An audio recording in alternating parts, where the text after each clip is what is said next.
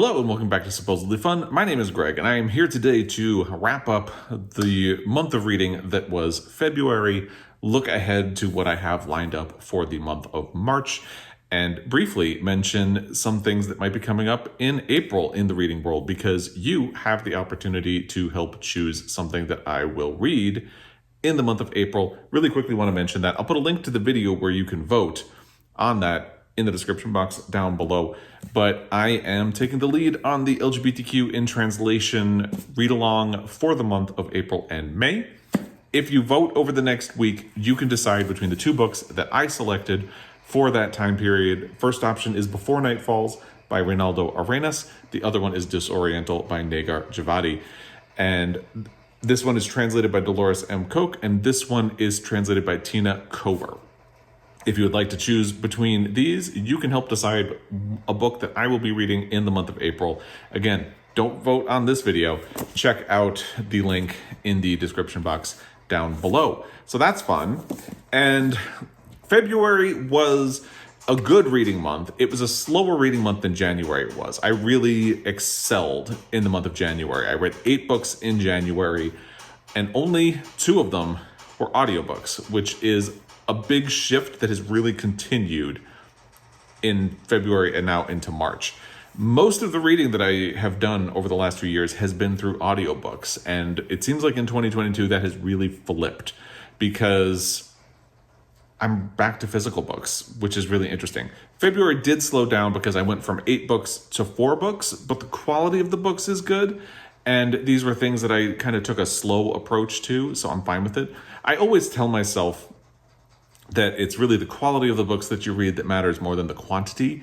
And yet, in this age of constantly sharing what you're doing, what you're reading, and all of that stuff, it feels like you constantly need to have more books finished, especially when you have a YouTube channel, because you feel like you constantly need things to talk about. So there's a lot of pressure to read more. And I actually love that February was a slower month because I took some time to really focus on the books that I was reading, and I enjoyed that. Let's talk about those books that I finished in the month of February first. Then we'll talk about some ongoing books that I'm carrying from February into March, and then we'll talk about my March pile of possibilities. If you follow along, you know that I don't really like to think of TBRs anymore because I am terrible at TBRs. To me, if you create a TBR, it means you're saying, I will read this. These are the things that I am going to read. And that puts a little bit of pressure on me. I'm much more of a mood reader. I like to pick and choose depending on how I feel in the moment and what I am being left with after the last book that I finished. So it's hard for me to put a strict list of things that I am going to read. I prefer to think of things like this as a pile of possibilities that I can choose from as I see fit. Anything I don't get to is fine. It creates less pressure. It's like a subtle change. I realize it's basically the same thing, but it really does actually help me for whatever that's worth. So that will be how we will close out this video. Talking about what I finished in February, the first book that I finished this month or last month was Nobody's Magic by Destiny O. Birdsong. This was something that was one of my most anticipated reads of 2022. I'll put a link to that video in the description box down below as well if you'd like to check that out. And it paid off really well. I also used it as a prompt on my Montana Book Company Reading Challenge for 2022. I used it for an author you like recommended it because the blurb on the cover of the book is from Disha Filya, who wrote my beloved The Secret Lives of Church Ladies. If you liked The Secret Lives of Church Ladies anywhere near as much as I did, you will probably like Nobody's Magic because I can see why Disha Filya was the author who gave it a blurb for this because it's sort of in the same wheelhouse. It discusses a lot of the same things. It really puts a focus on Black women and their inner lives. It does focus on Black women with albinism, which is really interesting, and the ways in which the world treats them because of their condition and treats them as if they're disabled, and they are not, treats them as if they are sort of weak or lesser than, and they are not. And all 3 of these women are at a crossroads in their lives. I will say, if you're not a fan of short stories, you might not like this book because the structure of the 3 different sections is a little bit like a short story in that there isn't perfect, neatly wrapped up closure in the way that short stories don't always have tidy endings. So if you like short stories, you will respond to this book. But if you don't like short stories, and if your complaint about short stories is that they don't always have conclusions, you might not like this. The other thing I would say is that it deals with a lot of like mental health and some things like that. The characters struggle with depression and don't always make great choices. So if that's something that you don't like, and I know it was a pretty consistent complaint about, say, Luster by Raven Leilani or Real Life by Brandon Taylor, if that is something that you didn't like in those books, you might also not like Nobody's Magic by Destiny O. Birdsong. I thought it was fascinating. I really enjoyed it, and I would definitely recommend it to you. It paid off as one of my most anticipated reads of 2022, and I hope more people will discover this book. And I look forward to seeing what Destiny O. Birdsong does next. There was a bit of a lull after that. It was a while before I finished another book in February. And in fact, only toward the end of the month did I start racking up some other finished books. But the next one that I finished was The Membranes, which is by Ta-Wei and is translated by Larissa Heinrich. This was the selection for the LGBTQ in Translation read-along for February and March. By the way, there is still time if you'd like to join along. I will put a link to the video where we announced, or where Jen the librarian announced the February-March pick. If you'd like to get in there, there has been a fascinating discussion so far. We take a very slow approach to the novel, so there's not a whole lot of pressure, and we want to give people a lot of time to do it. So even though it is the February and March pick, a lot of people are still working on this. And a lot of the discussion has been kind of waiting for the end of the month, so people have time to finish if they would like. So there's still time to get in there if you would like. Anyway, I'm going to save a lot of my comments about this for the discussion group, but I did like this. I gave it, I can't remember if I gave it 3 stars or 3.5 stars on the story graph, and that seems about right. I will say, reading the afterword from the translator, Larissa Heinrich, really helped me put this book into context, because it was described as a revolutionary queer novel and a classic queer novel, and some of those elements are a little bit more subtle than you would have expected from that branding. But looking at it in the context of a book that was published in 1995 in China, you start to see, okay, that is probably the level at which you could have these discussions, and it actually is revolutionary in how much it did discuss for that time and that place. And I look forward to discussing this more with the people who are in the read-along group. So if you would like to jump in, again, the information will be in the description box down below. And I'm glad I did this. Part of why I am really putting an emphasis on the LGBTQ in Translation read-along for 2022 is that I want to broaden my horizons in terms of where the authors I read come from, the experiences that they have, and how I can learn from them and grow from them. So I am really glad that this is something that I got to this year, regardless of the fact that I gave it what most people would say is just an okay rating on the story graph. Definitely worth reading, and I would recommend it to you as well, because the discussion so far has been really interesting. And I'll leave it at that for The Membranes by Ta-Wei. And again, there was a lull in the middle of the month, but then I finished strong. I needed something a little bit escapist when I finished The Membranes, because I was balancing 2 physical books at once, The Membranes and the final book that I finished in February, which we will get to. I'll just tell you, it's Beloved by Toni Morrison. It's not a secret. And Beloved in particular is very emotionally taxing. So I needed something escapist, something that was going to be a little bit frivolous and you wouldn't really have to think about too much. So I turned to Death on the Nile by Agatha Christie. And this book did everything that I needed it to do. It was a little bit escapist, a little bit silly, didn't have to focus on it all that much. I will say I was impressed with myself, because this is the first time I ever read an Agatha Christie book and solved it. But that comes with a bit of a caveat, because my complaint about Poirot books is usually that he either makes these really wild logical leaps that would make it very difficult for you to get ahead of him in an investigation, and sometimes he'll come out with evidence that is not actually in the book until he mentions it at the end, which is a little bit infuriating. And that does happen in one of the 3 mysteries in this book, but not the central one.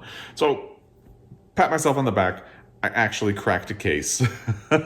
But, so I started this on a Saturday, and then by the end of the next day, we went and saw the movie. That was another reason I kind of started it and chose this as sort of escapist reading, because I don't really turn to mystery thrillers anymore, even when I'm looking for something a little bit escapist. Long story on that. If you follow along, you already know what the deal is with me and mystery thrillers these days. But when I pick one up, I usually go back to something a little bit more classic. And while I'm very up and down on Agatha Christie, this is kind of where I turn. And the book is fine. The movie was fine. I'd probably say the book is a little bit better. I will say the movie was better than Murder on the Orient Express, the version of it that Kenneth Branagh did, which I thought was really bad, but that's a whole other topic.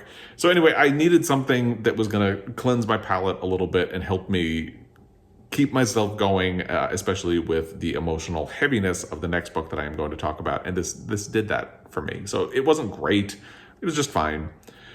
But I got it done. It did everything I needed it to do, and it was also something that I can check off of my reading challenge for the Montana Book Company, because one of the prompts on that is a book that will be adapted into a film or TV series in 2022 or later. And even though Death on the Nile it's been made for a while. It was delayed because of the pandemic, and it is only just coming out, but still, it was released in 2022, so I'm counting it for that. And that's always good. It's nice. And if I read something else that will qualify for that prompt, I might rethink. But for now, that does things just perfectly. The next book that I finished, kind of just under the wire for February, was Beloved by Toni Morrison. This was a buddy read I was doing with Amelia Reeds, who is a commenter. And I managed to finish this in February. Our plan was always to make this a month-long buddy read. We kind of did it one chapter at a time. That was the plan, but occasionally we would do more than in one go. And if we missed a day, we might try to do 2 chapters, because the chapters here can be very short. Some of them are a little bit longer. I think the longest chapter in here is somewhere around 40 pages. Some of them are only 3 or 4 pages. But Toni Morrison is a really masterful enough writer that there's always something to talk about in this book. This is a tremendous book. I finished it this past weekend, so I have not talked about it in a Friday Reads video yet. I might wait to talk about it a little bit more in this week's Friday Reads, but I might also just wait for my Pulitzer Prize video, because Pulitzer Prize deep dive video, because this is something I was reading for the Pulitzer Prize project. It is also something that I've been wanting to read forever. I did not have to read this in school. And what a tremendous book. There's so much to say. I've had a book hangover ever since I finished it. I didn't read another book for 2 days once I finished it, because I've just been processing, and that's what this book did to me. This is a sort of actively unpleasant book to read in a lot of ways, but that's the point. And I think that's why you frequently see people saying that other books are their favorite by Toni Morrison. In fact, that's me. I think if you asked me to pick my favorite Toni Morrison book as a reader, I would probably say The Song of Solomon. But if I'm thinking as a critic, it's clearly Beloved, because this is just a tremendous, tremendous book. In telling this small seeming story about a mother who is haunted by the ghost of her dead daughter, it manages to tell a much larger story about slavery and the way we handle slavery and racism in America. There are white characters in this book, which is not true of every Toni Morrison book, but the white characters that you meet might be well-intentioned, but they're also very hypocritical. There's a part toward the end, and this is not a spoiler, where there's a white character who is sort of good to a lot of the black people in the neighborhood, will hire them and kind of do them a solid from time to time. And a character is in the house, and as they are leaving through the back door, they see this wildly racist sculpture that is just a caricature of a black person with its mouth kind of unhinged and open, so you can leave money for service people and not actually have to deal with them. And that is very smartly done by Toni Morrison, because it shows the ways in which white people are able to live their lives not thinking about these things, and even well-intentioned and well-meaning white people have these blind spots where they perpetuate systems of inequity. It's such a good, smart book. I appreciate it so much about this. I do think I'm going to wait to talk about this more thoroughly in a Pulitzer Prize deep dive. I'm actually probably going to use it in 2, but that's a whole other conversation, and I don't necessarily want to spoil how I'm planning to use this in my Pulitzer Prize deep dives. But I'm really glad I got around to reading this. It was a great reading experience with Amelia. And I really like this chapter by chapter approach to Toni Morrison books because it forces you to stop and go slowly and really digest every chapter. So much happens in every chapter. And even in a small 3 or 4 page chapter, she can really progress the plot forward in monumental ways, or she can reveal something about a character that might, even just small little movements are actually really interesting when you take the time with her books, because word choice is very deliberate in her books. And I can't wait to talk about this a little more at length. But that was the final book that I finished in the month of February. So that covers what I did read in February. Those were the 4 books. Let's talk about what I have ongoing, things that I'm going to carry into March, or possibly carry into March, because the first one is The Love Songs of W.E.B. Du Bois by Honorée, Fannone, Jeffers. This is a book that I am really enjoying, but it has fallen victim to whatever's going on in my shift with audiobooks, because I just haven't listened to it very much at all. And that's not the fault of the book. Something's going on with my listening. My reading habits are shifting. I'm gravitating much more toward physical books. So here's what I did. I got myself on the hold list at the library for a physical copy of The Love Songs of W.E.B. Du Bois, because since my reading seems to be shifting to print, it seems like that will be a good format for me to actually get this book in, because I'm really enjoying it. Again, it is not the book that is the problem. It's me and whatever's going on with my audio capability. And I started to think just over the last few days, maybe if I'm going to try an audiobook, maybe I need to try something different, because trying and failing at the same book clearly isn't doing me or the book any kind of justice.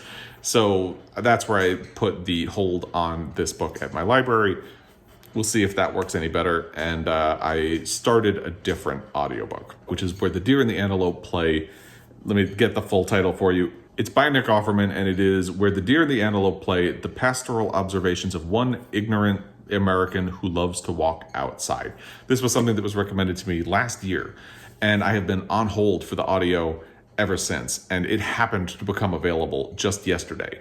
So that kind of jumped it to the front of my priority list, and I thought, it's Nick Offerman. He's a fun guy. I like Nick Offerman. I love his wife, Megan Mullally, and they have the most adorable relationship. If you're unfamiliar, they are just the cutest people.